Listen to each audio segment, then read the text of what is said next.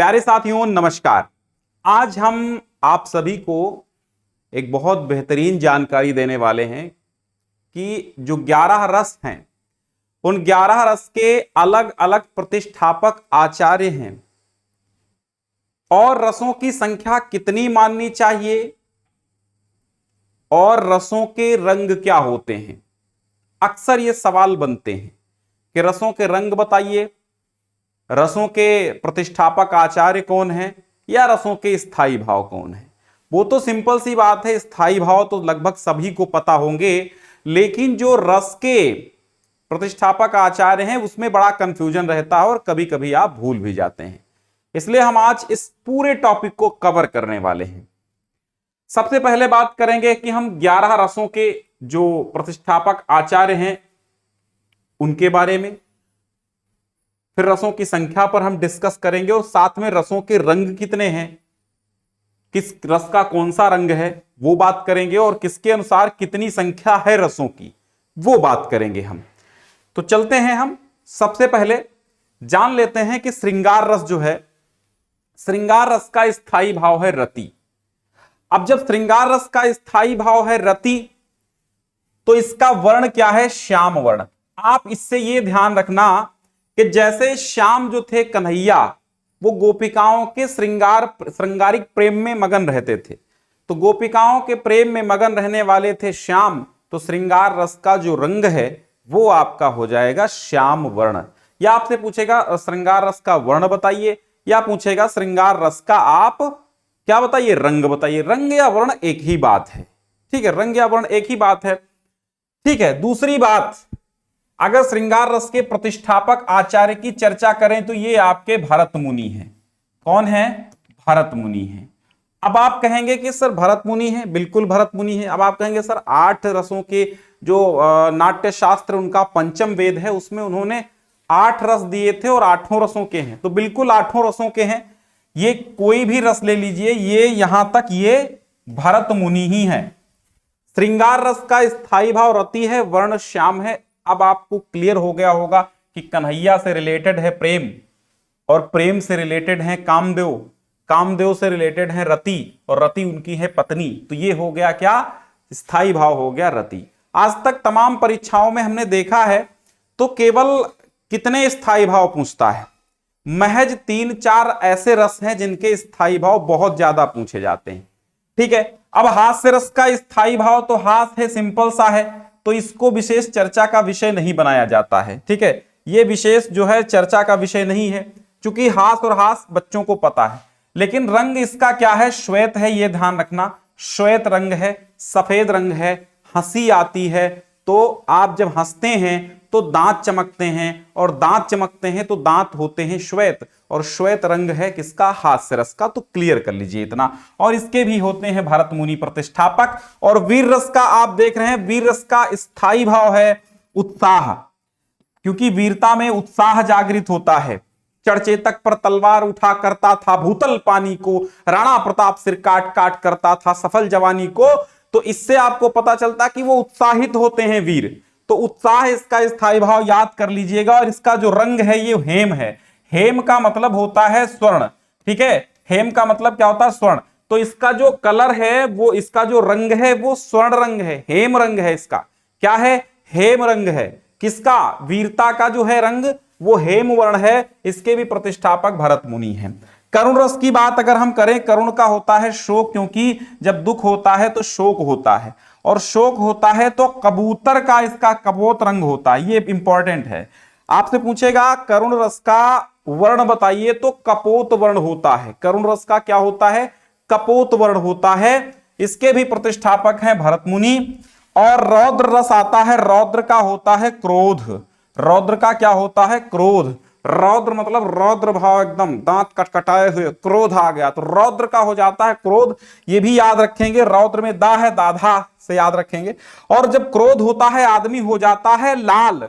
तो रंग कैसा है, लाल रंग का है। क्या है, लाल रंग है, लाल वर्ण है। किसका, किसका, रौद्र रस का जो रंग है वो लाल है, क्योंकि जब आदमी रौद्र में क्रोधित होता है तो क्रोध स्थायी भाव होता है और आदमी हो जाता है लाल। तो इसका रंग भी हुआ क्या, लाल। ये भी हो जाते हैं भरत मुनि, इसके क्या हो जाते हैं, भरत मुनि ही इसके प्रतिष्ठापक आचार्य हैं। और चलते हैं छठे रस पर, और छठा रस हमारा है भयानक रस। कौन सा रस है, भयानक रस है। भयानक से भय निकाल दो तो ये भय इसका स्थायी भाव बनता है। और कृष्ण वर्ण है, कृष्ण वर्ण मतलब काला, डर कैसा है, काला है। और इसके भी प्रतिष्ठापक आचार्य भरत मुनि है। कौन है, भरत मुनि ही इन तीनों के प्रतिष्ठापक आचार्य हैं। यानी जो प्रारंभ के मूल 8 रस हैं, कितने हैं, 8 रसों के जो प्रतिष्ठापक आचार्य हैं, 8 रसों के प्रतिष्ठापक आचार्य कौन है, भरत मुनि है। कौन है, 8 रसों के प्रतिष्ठापक आचार्य कौन है, भरत मुनि है। जो नाट्य शास्त्र में अष्ट रस बताए गए हैं उनकी बात करते हैं। तो भयानक का होता है भय, भय होता है तो एकदम काला काला, आप काहे से डरते हैं, अंधेरे से ज्यादा डर लगता है। तो जो भयानक का जो रंग है, जो वर्ण है भयानक रस का, वो हो जाता है आपका कृष्ण रंग, यानी कि काला वर्ण। ठीक है, तो भय का काला वर्ण हो जाता। फिर आता है विभत्स, और ये बहुत इंपॉर्टेंट है, इसका बहुत ज्यादा परीक्षाओं में पूछा जाता है स्थायी भाव। सुपर टेट की परीक्षाओं में पूछा गया है ये। तो नॉर्मली जो होते हैं आपके एग्जाम, जैसे यूपीपी ले लीजिए, लेखपाल ले लीजिए, सुपर टेट ले लीजिए, यूपी टेट ले लीजिए, ऐसी नॉर्मल परीक्षाओं में पूछा जाता है। और टीजीटी पीजीटी में भी पूछा जाता है, ऐसा नहीं है। और नेट जेआरएफ में भी पूछते हैं तो 4-5 वो मिलान करने के लिए देते हैं। ठीक, तो पूछा जाता है नॉर्मली, ये समझिए। 7वां रस है बीभत्स रस, और बीभत्स का होता है जुगुप्सा। अब जुगुप्सा का मतलब होता है घृणा। आप किसी गंदी वस्तु को देख करके, सड़े गले मांस को देख करके आपके मन में भाव उत्पन्न होता है घृणित भाव। घृणित भाव है तो यानी कि जुगुप्सा का भाव है। जब जुगुप्सा का भाव है तो विभत्स रस है। क्या रस है, विभत्स। और विभत्स का जो रंग है वो नील वर्ण है, नील रंग है, नीला वर्ण है। क्योंकि जब जुगुप्सा होता, वर्ण नीला क्यों होता है, आप देखते हैं एक आदमी की मृत्यु होती है, बाद में वो उसका शरीर नीला पड़ जाता है, यानी कि कोई मांस है, कोई जानवर है मरा पड़ा है, तो अब आप वहां पर नीला वर्ण होगा। ठीक है, तो क्योंकि ये जो भाव है ना घृणा का, एकदम नीला वर्ण, तो यहां पे नीला वर्ण याद रखिएगा। नील वर्ण जो है ये विभत्स रस का नील वर्ण है, जुगुप्सा स्थायी भाव है। और इसके भी भरत मुनि क्या है, प्रतिष्ठापक है। 8वां रस आता है जिसके भरत मुनि प्रतिष्ठापक हैं, अद्भुत है। इसका विस्मय स्थायी भाव है। कभी कभी इसका स्थायी भाव आश्चर्य भी देता है। ठीक है, क्या देता है, आश्चर्य भी देता है। तो विस्मय है। और इसका होता है पीला, क्या होता है, पीत वर्ण। पीत वर्ण होता है, अद्भुत रस का जो वर्ण है वो पीत होता, पीत मतलब पीला वर्ण होता है। ठीक, अद्भुत यानी विचित्र, कोई चीज पीली वस्तु, एकदम विचित्र ढंग, एकदम विचित्र चीज, एकदम विचित्र रोशनी पीली आ जाए, तो ऐसा याद रखिएगा कि पीत वर्ण है जो, वो विस्मय, यानी कि स्थायी भाव है अद्भुत का विस्मय, और विस्मय का जो वर्ण है वो पीत है। तो ये भरत मुनि के 8 रस थे। मूल रसों की संख्या 8 है। अगर आपसे पूछे मूल रस कितने हैं तो आप बताएंगे 8 रस हैं। कितने, अब यहां पर देखिए शांत रस आता है 9वां रस। आपसे प्रश्न ये बनेगा कि जो 9वां रस शांत रस है उसके प्रतिष्ठापक आचार्य कौन है, तो ये उद्भट हैं। कौन है, उद्भट हैं। शांत रस जो 9वां रस है उसके प्रतिष्ठापक आचार्य उद्भट हैं। उद्भट हैं। उस शांत का जो स्थायी भाव है निर्वेद, और स्थायी भाव इसका भी इंपॉर्टेंट है, पूछा जाता है। और इसका वर्ण जो है वो श्वेत वर्ण है। शांत है एकदम तो सफेद है। सफेद क्या है, शांति का प्रतीक है, एकदम शांत, एकदम जैसे बगुला मछली पकड़ता है शांत होकर के। तो जो श्वेत वर्ण है वो किसका है, जो वो श्वेत वर्ण है किसका है, शांत रस का है। और शांत का स्थायी भाव है निर्वेद। निर्वेद मतलब ये कह सकते हैं कि सांसारिक मोह माया से मुक्ति, संसार को नश्वर समझना। उद्भट इसके प्रतिष्ठापक आचार्य हैं, ये बात आप ध्यान रखिएगा। सवाल ये पूछा गया है कि शांत रस के प्रतिष्ठापक, या शांत जो 9वां रस, या 9वां रस जो 9वां रस आपके इसमें आया है वो कौन सा रस है, तो शांत रस 9वां रस जोड़ा गया है। ठीक है, उद्भट इसके प्रतिष्ठापक आचार्य हैं। तो 10वां रस कौन सा आया है, वात्सल्य रस आ गया। वात्सल्य में वत्सलता नाम का स्थायी भाव है। या यूं कह लें कि पुत्र विषयक रति है। क्या है? पुत्र विषयक रति है। वत्सलता इसका स्थायी भाव है, या पुत्र विषयक रति स्थायी भाव कह सकते हैं। आचार्य विश्वनाथ जो हैं ये इसके प्रतिष्ठापक आचार्य हैं। आचार्य विश्वनाथ जो हैं वो वात्सल्य रस के प्रतिष्ठापक आचार्य हैं। इसका वर्ण नहीं बताया गया है। मूल वर्ण जो है 9 ही रसों के हैं, क्योंकि ये जो निकला हुआ रस जो है वात्सल्य, ये रति वो श्रृंगार रस का ही भेद मान लिया है कुछ विद्वानों ने। ये एक वात्सल्य और दूसरा भक्ति श्रृंगार के अंतर्गत ही तमाम विद्वानों ने माने हैं, क्योंकि दोनों का स्थायी भाव रति ही होता है। देखिए, भक्ति का होता है भगवत विषयक रति और वात्सल्य का होता है पुत्र विषयक रति।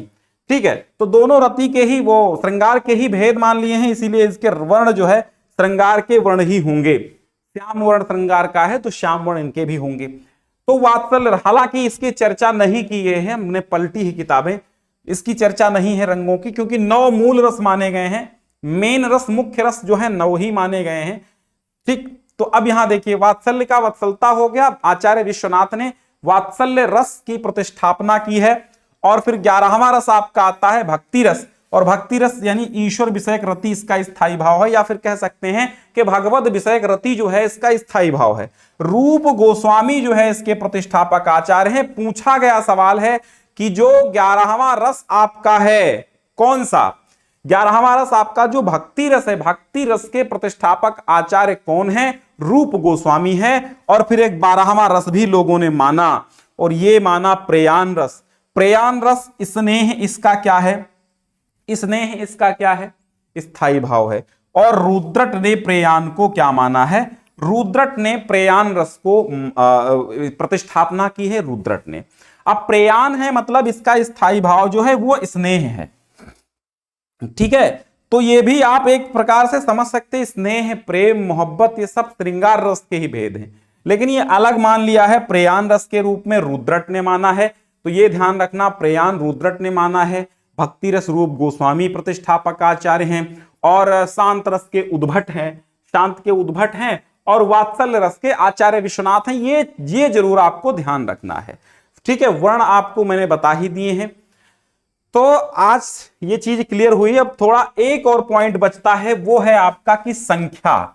अगर एग्जाम में आ जाए कि भरत मुनि के अनुसार रसों की संख्या कितनी है, तो आपको बताना है 8। भरत मुनि के अनुसार जो रसों की संख्या है वो 8 रस हैं। ठीक है, और अभिनव गुप्त के अनुसार जो रस हैं वो 9 हैं। आचार्य अभिनव गुप्त कहते हैं रस जो हैं वो 9 हैं, भरत मुनि कहते हैं रस मूल 8 हैं।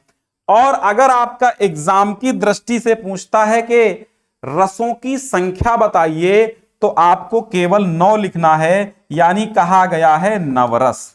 ठीक है, नवरस कहा गया है, यानी कि रसों की संख्या जो है वो 9 है। और अगर ये पूछ ले सारे रसों की संख्या, मूल रसों की संख्या 8 है, या आपसे ये भी पूछ सकता है कि नाट्य शास्त्र में कितने रसों का वर्णन है, तो मात्र 8 रसों का वर्णन है। या भरत मुनि के अनुसार रसों की संख्या तो मात्र 8 है, या अब अभिनव गुप्त के अनुसार रसों की संख्या 9 है, कुल रसों की संख्या 9 है। ठीक है, सर्वमान्य मत यही है कि रसों की संख्या कितनी है? 9 है, 9।